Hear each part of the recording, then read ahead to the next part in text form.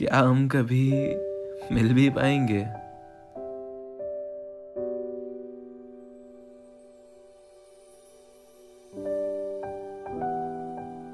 बहुत रुआंसू सी आवाज में उसने मुझे फोन पे कहा, मैं कोशिश तो कर ही रहा हूं ना, यहाँ पे छुट्टी नहीं देते ये लोग मुझे, बस काम काम काम ऐसे बंध गया हूं मैं, कुछ नहीं कर सकता।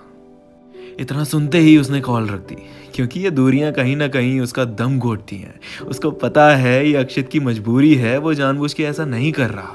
लेकिन फिर भी यार, एक इंसान अपने आप को कहाँ तक रोके, कहाँ तक समझाए। श्रेया ने पहले ही अक्षित को ये बात बोली थी कि वो लॉन्ग डिस्टेंस में नहीं रह पाएगी, पर वक्त ने किया एक ऐसा सितम, ना चाहते हुए भी लॉन्ग डिस्टेंस हो ही गया। और अब बस उसकी जिंदगी का एक ही मकसद था, इंतजार इंतजार इंतजार। खैर, उसने फोन रखा और जोर जोर से रोने लगी। अक्षित को 15 मिनट का लंच करने के लिए ब्रेक मिला था। उसने ना कुछ खाया ना पिया, श्रेया से बात करने में पूरे 15 मिनट निकाल दिए। अब उसको वापस काम पर जाना था। अब वो काम कर ही रहा था कि अचानक श्रेया का एक मैसेज आया, वॉमिटिंग का बहाना करके बाहर आओ, कुछ इमरजेंसी है। वो अचानक घबरा गया कि ऐसा क्या हो गया होगा। वो अपने सीनियर से वॉमिटिंग का बहाना करके बाहर की तरफ निकला और श्रेया को कॉल करी। श्रेया ने कॉल पिक करी और बोली, आपका सारा टाइम मुझसे बात करने में निकल गया। सुबह से कुछ नहीं खाया है आपने, कुछ खा लो प्लीज। इतनी मीठी आवाज में ऐसे केयरिंग वर्ड सुन के अक्षित की आंखें भर आईं और उसने प्यार से उसको आई लव यू बोला और कहा, तुम्हारी आवाज भी यही बता रही है कि तुमने कुछ नहीं खाया है, चलो साथ में खाते हैं। दोनों ने अपनी अपनी मील्स ऑर्डर करी और वीडियो कॉल करके एक दूसरे के साथ खाया। ये छोटे छोटे पल जो होते हैं, ये इतने ज़्यादा कीमती होते हैं। ये शायद सिर्फ वही लोग महसूस कर सकते हैं जो अपने प्यार से मीलों दूर रहते हैं।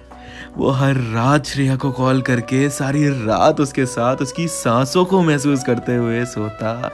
एक भी दिन ऐसा नहीं होता जिस दिन वो साथ ना सोए। ऐसे ही कुछ दिन और बीते, फिर अचानक अक्षित के पास एक ईमेल आया उसके बॉस का कि इंडिया जाना है एक प्रोजेक्ट पे। जिस एम्प्लॉय ने इस वीक के टारगेट्स पहले अचीव करे, वही जाएगा इंडिया इस प्रोजेक्ट पे। अक्षित को एक छोटी सी उम्मीद दिखी, लेकिन अपने पिछले 4 हफ्तों के रिजल्ट्स उठा के देखे तो उसको लगा नहीं कि वो ये कर पाएगा। पर कोई नहीं, उसने श्रेया को इस बारे में कुछ नहीं बताया और उस दिन से जी तोड़ के मेहनत करने लगा।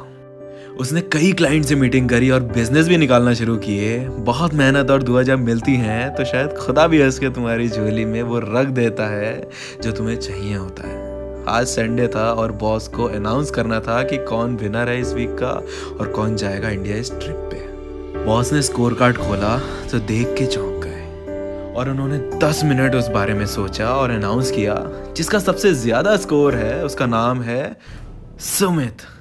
अक्षित को एकदम झटका लगा और वो मन ही मन रो गया कि उसने इस बार इतनी मेहनत करी थी और वो मेहनत बिल्कुल बेकार हो गई। उसका सपना टूट चुका था। वो पीछे मुड़ के जाने लगा, तभी उसके बॉस ने उसको आवाज़ लगाई, अरे अक्षित, कहाँ जा रहे हो?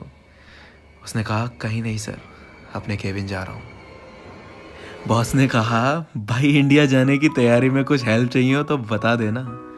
वो कुछ समझा नहीं और उसने कहा, मतलब? बॉस ने कहा, एक वीक में तुमने सबसे ज्यादा क्लाइंट से मीटिंग करने का रिकॉर्ड बनाया है। सुमित भले ही ज्यादा बिजनेस लाया पर तुमने ज्यादा मीटिंग्स निकाली, इसलिए मैंने डिसाइड किया है कि तुम दोनों बिजनेस ट्रिप पे इंडिया जाओगे। इतना सुनते ही जो वो कूदा है खुशी से और जो उसने टेबल पे खड़े होके ब्लेजर निकाल के डांस किया है, वो मंजर देखने लायक था। बस अब तैयारी करनी थी इंडिया जाने की। श्रेया को कुछ नहीं पता था, अक्षय 2 साल बाद श्रेया से मिलने वाला था। 2 साल बाद उसने नेक्स्ट वीकेंड की फ्लाइट बुक करी और इस बीच श्रेया से बात करके उसके प्लान्स को समझता कि वो आगे क्या करने वाली है। श्रेया ने बताया कि नेक्स्ट वीकेंड उसके फ्रेंड की शादी है और ये फ्रेंड वही था जिसकी अक्षित ने रैगिंग ली थी कॉलेज टाइम में। लेकिन उसके बाद वो दोनों काफी अच्छे दोस्त बन गए थे। करण जिसकी शादी थी, उसने अक्षित को कॉल करके अपनी शादी के लिए इनवाइट किया और अक्षित ने उसको ध्यान से समझाया। अब जो समझाया वो करण बाखूबी समझ गया। समझ के उसने बस एक ही बात बोली, तेरे लिए कुछ भी मेरी जान। अक्षित का एक्साइटमेंट आसमान फाड़ के बाहर निकल चुका था।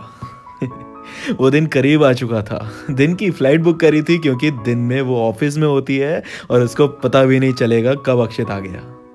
सेफली लैंड करने के बाद उन्होंने होटल्स में चेक इन किया। रात तक उसने सारी तैयारी कर ली थी। रात होते ही श्रेया रेडी होके घर से निकली और अक्षित अपने होटल रूम से। श्रेया वेन्यू के पास पहुंची ही थी कि अचानक उसको उसकी फ्रेंड्स दिख गई और वो उनसे हाय हेलो करने लगी, झप्पियां पप्पियां पाने लगी। बस अक्षित वेन्यू के पीछे से सीधे उस रूम में पहुंचा जहां करण की दुल्हनिया रेडी हो रही थी और वो कोई और नहीं, करण की कॉलेज वाली गर्लफ्रेंड ही थी। अक्षित को देख के वो सरप्राइज हो गई क्योंकि जो बंदा पिछले 2 साल से अपने देश नहीं आया वो शादी में क्या ही आता। अक्षित ने उसको कॉन्ग्रेचुलेट किया और उसके लिए गिफ्ट लाया था वो दिया और कहा अगर श्रेया आए तो उसको बताना मत मैं आया था। बस वो वेन्यू से निकल के सीधे करण के घर पहुंचा ताकि वो बारात के साथ आ सके झूमते गाते। श्रेया और उसकी सभी सखियां बारात का वेट कर रही थी। तभी उन्हें दूर से बैंड बाजों की आवाज सुनाई दी। उन्हें वो रस्म जो होती है घोड़ी से उतर के पैसे देने वाली, उसकी तैयारी के लिए मेन एंट्रेंस पे जाके खड़ी हो गई। बारात धीरे धीरे नाचते झूमते वेन्यू पहुंची और अक्षित ने अपने आप को छुपा लिया और इंतजार किया सही मौके पे एंट्री मारेगा। पहले तो घोड़ी से उतर के करण का टीका किया उसके ससुराल वालों ने और फिर उसकी बहनें और श्रेया ये सब आगे आके डिमांड करने लगी 50,000 की। ये सब हट ही नहीं रही। 20,000 रुपए हाथ में रख दिए तब भी नहीं हट रही। बहुत देर तक नाना करके अक्षित आया पीछे से और उसने सबके सामने श्रेया को गोदी में उठाया और कहा ऐसे कैसे नहीं आने देंगी अंदर, ये मैं भी तो देखूं कौन रोक रहा है। सब लोग तो बाद में शौक होते, सबसे पहले श्रेया के होश उड़ गए कि ये मैं क्या देख रही हूँ, क्या ये सब सच है। उसने कहा मुझे पिंच करो। अक्षित ने उसको पिंच किया। वो जोर से चीखी और बोली तुम कब कैसे पता है क्यों नहीं ये वो। अरे जो उसने रोना शुरू किया है सारा का सारा मेकअप उतार दिया। उसको अक्षित गोदी में उठा के अंदर लेके आया और उतार के बोला सरप्राइज। और उन दोनों ने बहुत टाइट हग किया एक दूसरे को, बहुत ज्यादा टाइट। क्या ही मंजर था वो यार। 2 प्यार के पंछी 2 साल बाद एक दूसरे को फोन स्क्रीन से निकल के अपनी आंखों के सामने देख रहे थे, एक दूसरे की खुशबू को महसूस कर पा रहे थे, एक दूसरे की आंखों में इतना खो गए कि वो भूल ही गए कि वो शादी में आए हुए हैं। उस रात करण की शादी में सबसे ज्यादा अगर कोई नाचा है तो वो श्रेया और अक्षित। वो रात बीती और अगले दिन दोनों एक डेट पे गए और बैठ के आराम से बातें करी। अक्षित ने सारा सब कुछ बताया कि वो कैसे यहाँ तक पहुंच पाया, कितनी मेहनत करी सिर्फ श्रेया से मिलने के लिए। ये सब सुन के श्रेया बहुत खुश हुई और उसको बहुत प्राउड फील हुआ। दोनों ने एक दूसरे को बताया कितना ज्यादा मिस किया और प्रॉमिस किया कि चाहे कुछ हो जाए कभी साथ नहीं छोड़ेंगे। पता है लोग लॉन्ग डिस्टेंस रिलेशनशिप से बहुत डरते हैं। उन्हें ऐसा लगता है कि शायद साथ नहीं रह पाएगा, शायद वो इंतज़ार करते रह जाएंगे या उन्हें कोई और मिल जाएगा। डिस्टेंस मैटर नहीं करता। जब आपके दिल में एक ही इंसान हो, आप उसको लेके लॉयल हो, आपकी नीयत साफ हो और आप में पेशेंस हो, प्यार कम नहीं होता, बढ़ता ही है लोगों से दूर जाके। और जिनका कम हो जाए वो कभी तुम्हारे थे ही नहीं।